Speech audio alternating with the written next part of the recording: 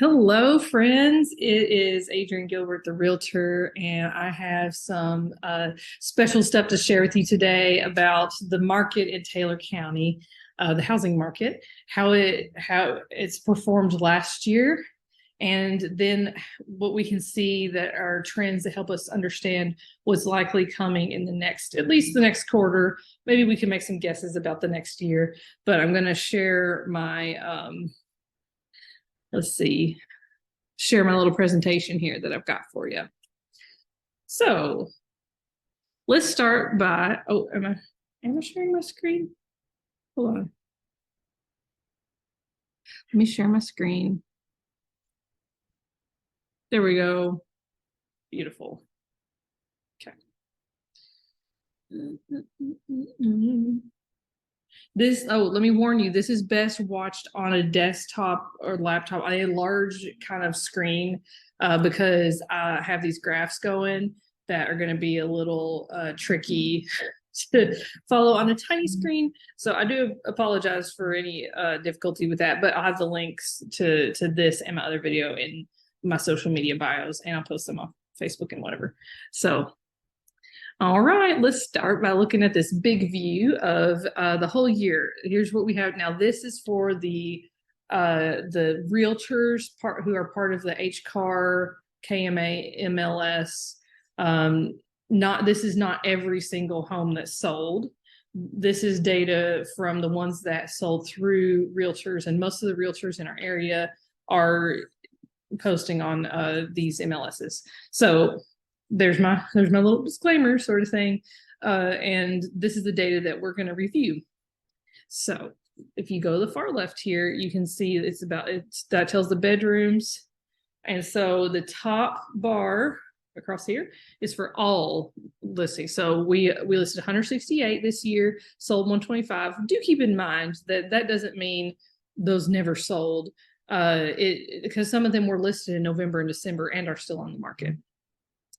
So the average, so here's some important numbers I want you to see is the average list price sold was $199,929. So that's almost 200,000.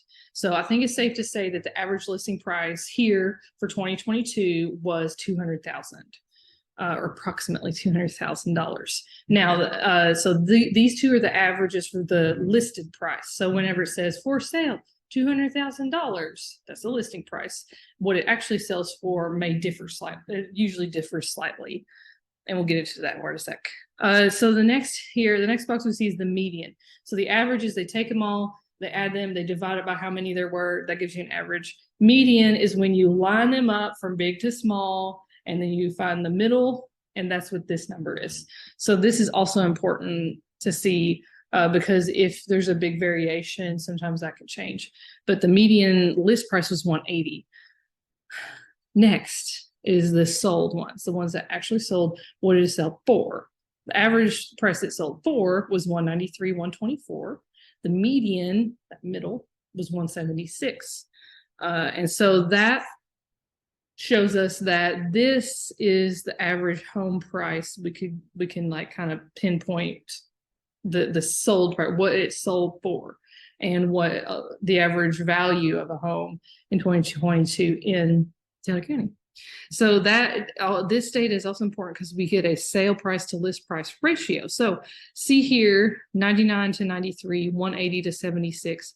So that gives us it's usually within 96.6% of the listing price. This is important if you're buying or selling, but really, especially if you're buying, that you have a healthy expectation on this, because some people might say, oh, they got it listed for 200. I bet we could offer 150 and get it, pretty, get us a little bargain. But no, that's not what's happening. Bargains are not happening like that very often in our market right now, which is good for some people and sad for others. But it's good to know that usually the sale is within 96% of the listing price. So you can't be like, oh, take it way down. No, it's going to be pretty close. And then DOM means days on market. So if I list it January 1st and then it sells about April, closes, then that's about 89 days. So that's kind of what we want people to understand as well, that for buyers, if you see days on market higher than these numbers, perhaps there was an issue, or perhaps there was just a sale that they thought was going to go through, and then something happened and it couldn't work out. But this also is good for sellers to help you have a good expectation of how long it's going to take to sell. If you're like, oh, I'm thinking about selling this year, maybe I'll list, maybe I'll find a realtor and we'll list it in like April. Well, if you want to list it in April, you need to be starting to talk to a realtor now so you can get everything ready. And then if you want it to be sold maybe you want it to be sold within 6 months, well, then you need to have it ready to go at minimum 3 months before that, ideally even further back. So days on market is around 90 as the average, and then the median is 74. The percent that expired, so they were on the market and no one bought it, and then they let that expire, was about 8% overall. A couple trends I want you to notice is that most people are buying in Taylor County are buying 3-bedroom homes. As you can see, 103 of those were listed. So this is the most reliable data we have because we have so many data points. And it's good that it reflects pretty well the overall as far as, the list price, the median, and whatnot. So now what we're going to do is we're going to switch to just the second, half of the year, I think it was, July to December. So this green one is giving you some info on just so I gave you the whole year just then. Now we're looking at just July to December, because by this point the interest rates had begun their increase, and which that seems to have topped out in October, November, and now we're on the downhill of that. And that affected the housing market a lot in this area and nationwide. Of course, we hear the stories and whatever. And I go more into that in the other video, national stuff. But here's Taylor County. So I don't know why that's white beds, but I guess I didn't grab that and want to change the font. So here we have the data for July to December. We have 73 that sold. Check out here, the list price is $205 and the sale price is $196. So that's up a little from $199 and $193. So that can kind of be, that's something to notice, that, oh, okay, there was an increase in the pricing. So it shows like an upward trend in the home values during that time versus the whole year. And then we got a 95%, so it's pretty close. Days on market is also pretty close to what the whole year showed. But we did have a higher percent that expired, and you can see that, and it reflects in all these. Some of it, we don't have a lot of data points to go by, but it is kind of telling. Let's see. What was I going to show you here?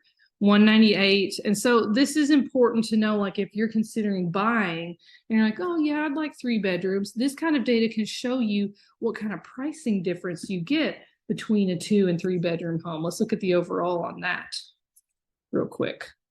2 and 3 bedroom home. Look at that pricing difference that you tend to get. And this also can help whenever you are considering your home's value. I know I had someone the other day that I talked with about, they have a 2-bedroom home with a converted garage. It's kind of an older home, and some of those will have used to be a garage, an attached garage turned into a room. I sold one like that before too, listed and sold it. And I was telling them, if you can, make that a proper bedroom with, that the heat and air is connected, that there's a closet in it, that you have, windows and doors, all, the requirements for it to be considered a bedroom, then that greatly increases the value of the home. As you can see here, those typically go higher. Other factors come into play too: square footage, location, all this stuff. That's why you need a professional, right? Because of all the factors that come into play. But I hope this data has helped you, and I want you to know that I have this available that you can download and look at yourself. And I also have other kinds of data. So I'm excited for each month, at least each month, every other month, if there's not much going on, I will share with you some of the data and what we're seeing. And this is just to give us an idea, of course. We don't know exactly where things are going, but a few things that we can kind of look at and see is the continued upward trend that is seemingly flattening right now as far as home value. And around here, because of a lot of the advantages we have, I don't expect it to like go whoo and then whoa down.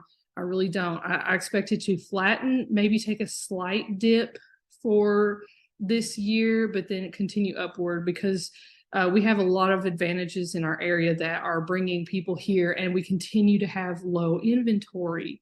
And because of that, as you can see at the grocery store with some of the things that have been happening lately, it drives up the prices. Inflation is seeming to be getting more steadied out too, and so that's a factor that affects our micro market here in Taylor County. So I hope this was helpful. Please, any questions you have, just send them on over. I love answering questions and interacting and helping bring some clarity to all this, and also to help you know how does it apply to your specific situation too. So I hope this has been helpful, and I will see you all again soon.